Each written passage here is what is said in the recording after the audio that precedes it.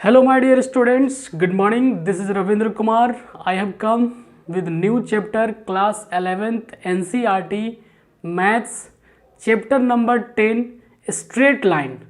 तो जैसा कि हमने बोर्ड पे लिख दिया स्टूडेंट, यहाँ पे देखिएगा चैप्टर नंबर 10 है, नाम है स्ट्रेट लाइन, क्लास 11th। तो सबसे पहले मैं बता दूं कि क्लास 10 में भी हम लोग एक चैप्टर पढ़ चुके हैं जो कि इससे मिलता जुलता है, और उस चैप्टर का नाम था कोऑर्डिनेट ज्योमेट्री, जो कि उसका भी वीडियो हमने अपलोड कर रखा है, क्लास 10th का कोऑर्डिनेट ज्योमेट्री। सेम उसी तरह से ये भी चैप्टर है।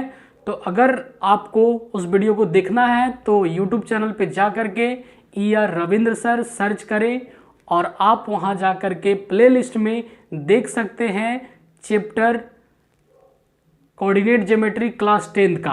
और वो चीज़ मैं यहाँ भी आपको रिवीजन करवाने वाला हूँ।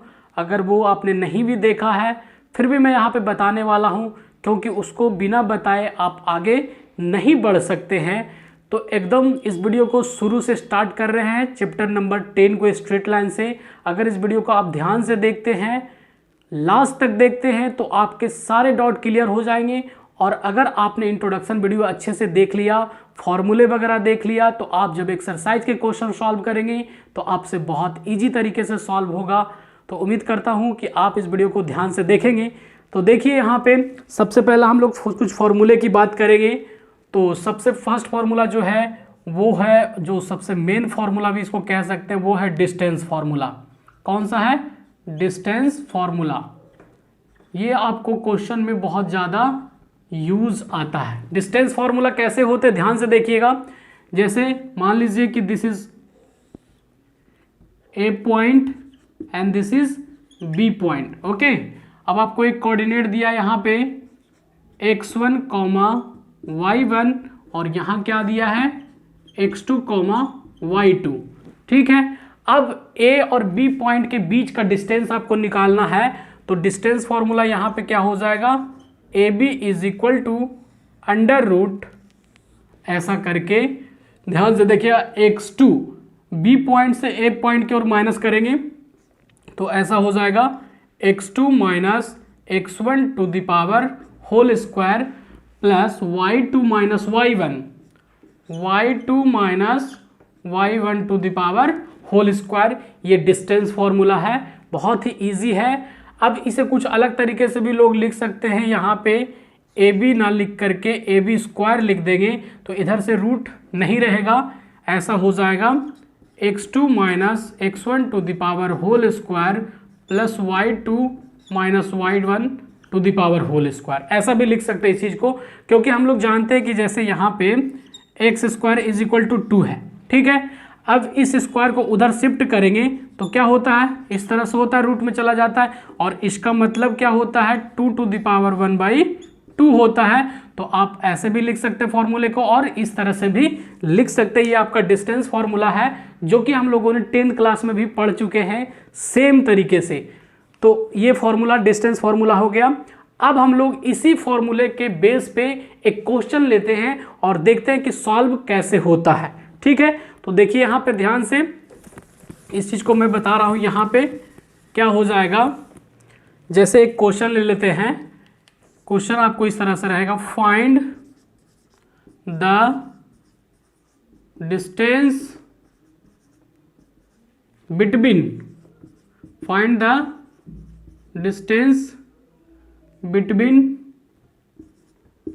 पॉइंट्स ए, जैसे आप ले लिया 2,4 एंड B 5,7, ऐसा कुछ एक क्वेश्चन ले लिया। ठीक है, क्या लिखा? Find the distance between point A and B। A और B के बीच का हमें डिस्टेंस निकालना है।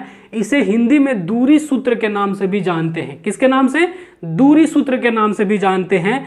तो सिंपल इसे सॉल्व करना आपको है, तो इसी फॉर्मूला पे बेस्ड होगा। तो ध्यान दीजिएगा यहाँ पे कैसे सॉल्व होता है। अगर आप पूरे वीडियो को ध्यान से देखते हैं तो सभी फॉर्मूला को मैं एक एक करके बताऊंगा, और उस फॉर्मूले पे बेस्ड एक एक क्वेश्चन बताऊंगा, ताकि आप जब एक्सरसाइज के क्वेश्चन सॉल्व करेंगे तो आपको आसानी से सॉल्व हो जाएगा। तो जैसे यहाँ पे हमने फिगर में A और B दिखा दिया। A की कोऑर्डिनेट यहाँ पे कितना दिया है? 2,4 और B का कोऑर्डिनेट कितना दिया है 5,7। ठीक है। अब इसे क्या मानते थे, यहाँ पे देखिए x1 y1 मानते थे और यहाँ पे x2 y2 मानते थे। तो सबसे पहले यहाँ पे क्या लिखेंगे, बाई डिस्टेंस फॉर्मूला। क्या लिखेंगे, बाई डिस्टेंस फॉर्मूला। उसके बाद आप चाहे तो डिस्टेंस फॉर्मूला लिख दीजिए। ए बी यहाँ पे कभी पी क्यू भी रह सकता है, तो यहाँ पे पी क्यू लिखेंगे, ए बी है तो ए बी लिख रहे हैं। फॉर्मूले को लिख दीजिए, क्या होता है formula, x2 minus x1 to the power whole square y2 minus y1 to the power whole square. फिर x2 की वैल्यू कितना है यहाँ पे देखिए 5, तो यहाँ पे क्या लिख दिया हमने 5 minus as it is x1 यहाँ पे कितना है 2, तो 2 टू द पावर हो स्क्वायर। y2 तो y2 यहाँ पे कितना है 7, तो 7 लिख दिया, माइनस y1 तो y1 कितना है 4, तो 4 लिख दिया। कोई दिक्कत इतना में नहीं सर। अब उसके बाद 5 माइनस 2 करेंगे तो कितना हो जाएगा 3 to the power whole square. 7 में से 4 चला जाएगा तो कितना बचेगा 3 to the power whole square. और भी इसको आगे सॉल्व करते हैं, देखिए यहाँ पे सॉल्व कर रहा हूँ। 3 का स्क्वायर करेंगे तो कितना होगा 9 और 3 का स्क्वायर करेंगे तो 9। इन दोनों को सम कर दीजिए, जोड़ दीजिए, तो 9 प्लस 9 कितना हो जाएगा 18 हो जाएगा।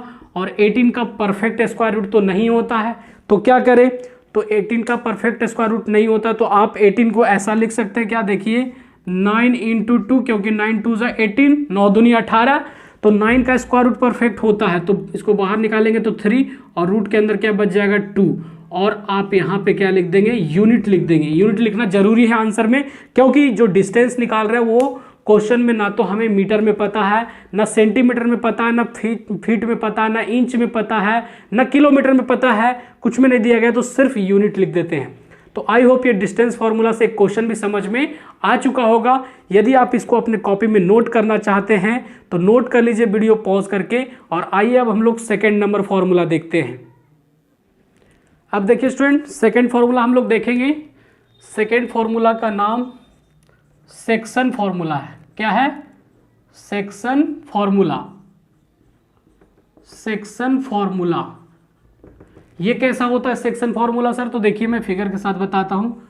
जैसे मान लीजिए this is A point and this is B point, ये x1 y1, यहाँ पे क्या है x2 y2, यहाँ पे कोई p पॉइंट है, उसका कोऑर्डिनेट x y मान लेते हैं, और ये m रेशियो n में बांट रहा है। ए भी एक लाइन है, उसको m रेशियो n में बांट रहा है, तो p का कोऑर्डिनेट हमें मालूम करना है, और a और b का कोऑर्डिनेट यदि दिया हुआ है तो ऐसे सिचुएशन में आप क्या करेंगे, सेक्शन फॉर्मूला लगाएंगे।